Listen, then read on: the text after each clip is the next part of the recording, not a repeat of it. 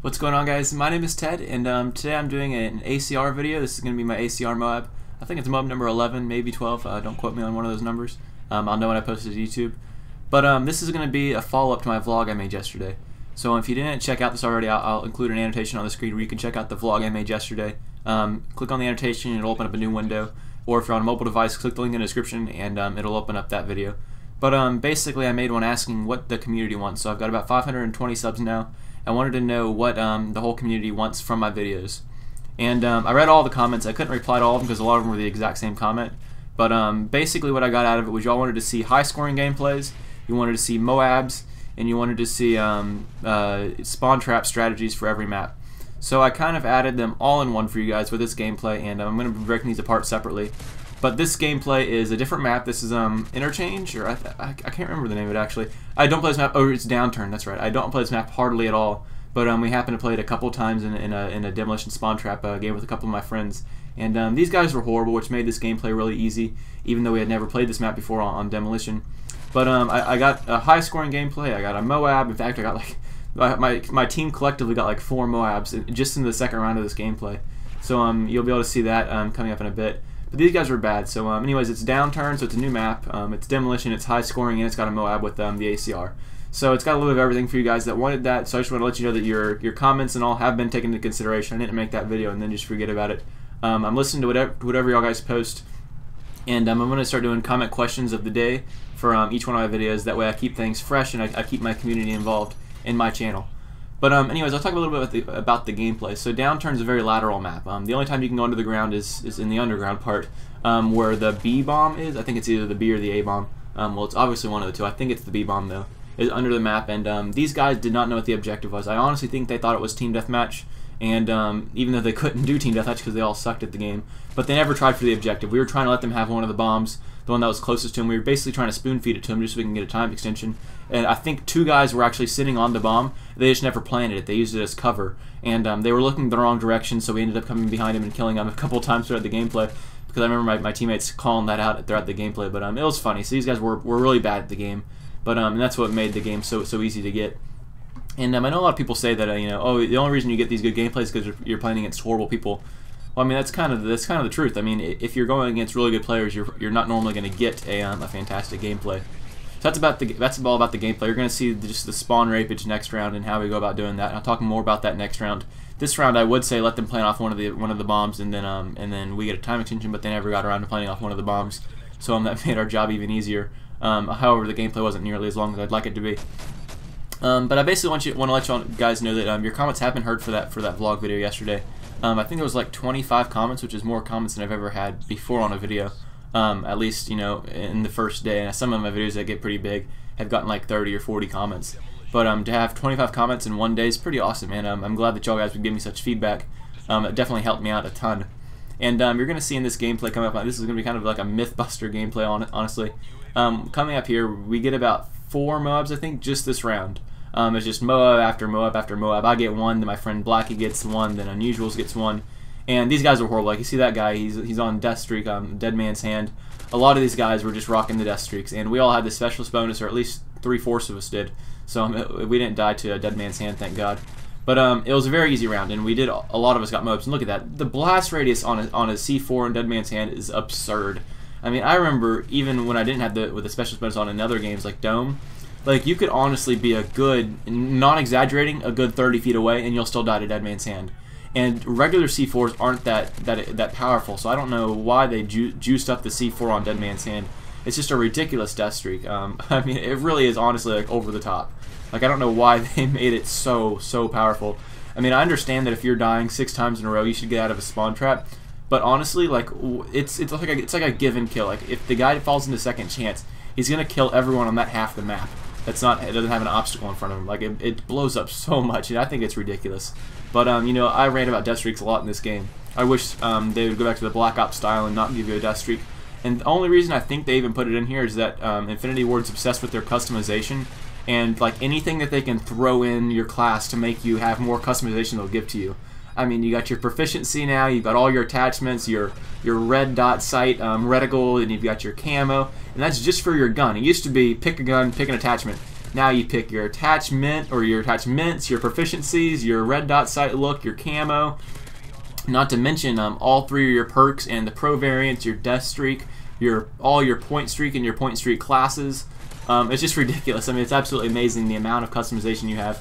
And there I get a nice triple kill after I call my MOAB. And right after I call mine in, a couple of my friends call him in. But this is going to be kind of a Mythbuster episode because a lot of people were saying before how if you call in more than one MOAB, the double XP that you get from the MOAB after that round stacks. That is not true. So the only way you can get more than double XP in a game is if you have the double XP from the prestige shop, and then you get a MOAB. Then you do actually get quad XP. So say the default's about 50 experience per kill, or in Team Deathmatch it's 100 experience per kill. If you get a MOAB, then you get double that XP, so you get 100 XP in Demolition and 200 XP per kill in Team Deathmatch.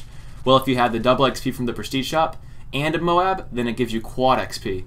So that does stack. However, if you get 2 or 3 MOABs like we do in this round, we get I think it's either 3 or 4 MOABs in one round. Then the XP does not stack on top of each other.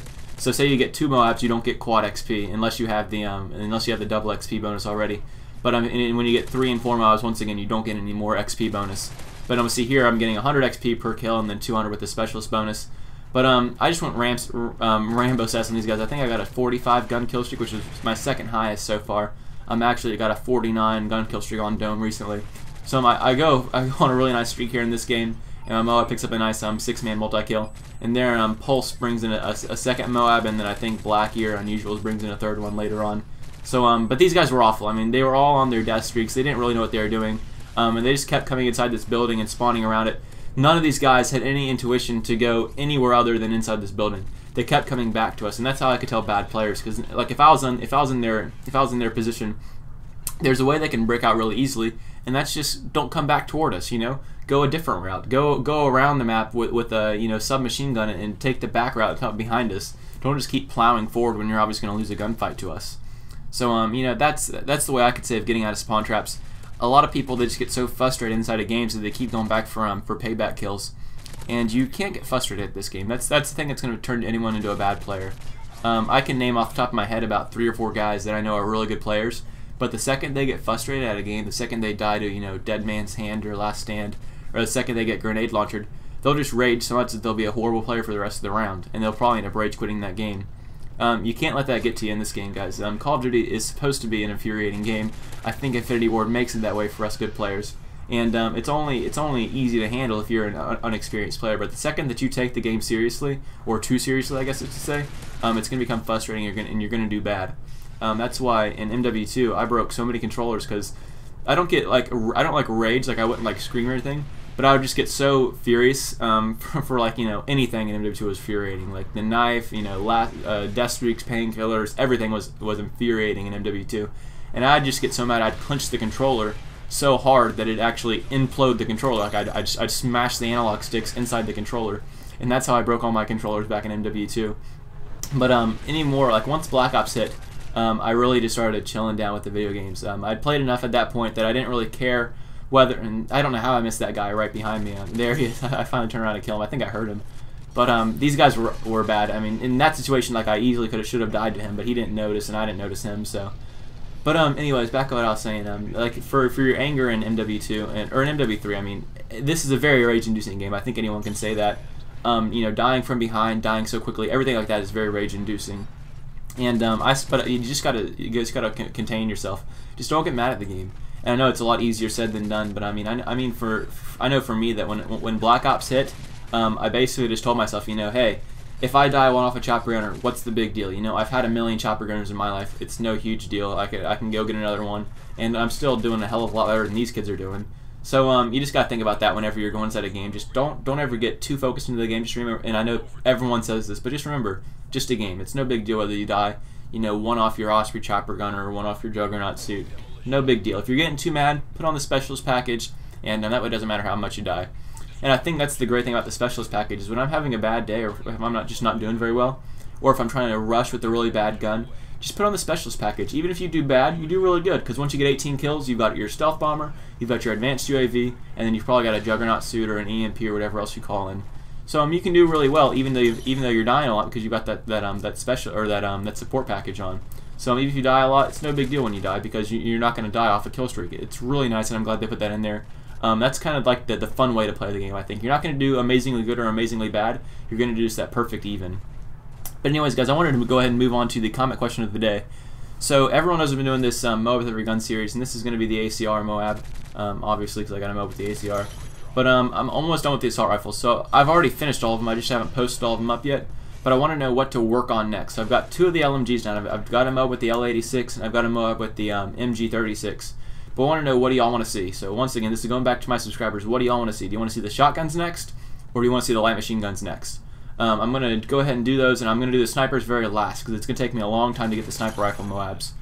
They are possible. I've tried to get one, and I'm going to wait till I get to 10th prestige. That way I can go ahead and level up my snipers a lot more, so I don't have to prestige and lose all their bonuses. But do y'all want to see the shotguns next or the LMGs next? Because I just turned into 9th prestige, and I'm going to be at 10th. Hopefully by Sunday or so, I'll be at 10th prestige. That way I don't have to worry about losing all my attachments and bonuses and proficiencies when I prestige again. So what do you want to see? Let me know. Either the LMGs or the shotguns. I know I've already got a few LMGs down pat. So if you want to see those, that'd be good. And there's a third MOAB by unusuals in this round. So anyways, guys, let me know that down below. Other than that, the gameplay is wrapping to an end here. My final score in this game was 74 kills and 4 deaths or something like that. Maybe a couple more kills. I'm not really sure. Like I said, we just went ham status on these guys. They were all really bad. I think a couple of them were split screeners, so that's probably why, and they're just oblivious. Most of my deaths were, I think, to the knife, and that's just because I got in close quarters with these guys. And you see there's the amazing spawn system. I just stare at that guy and he spawns in front of me. I always thought they were going to fix this, and I actually got kind of scared.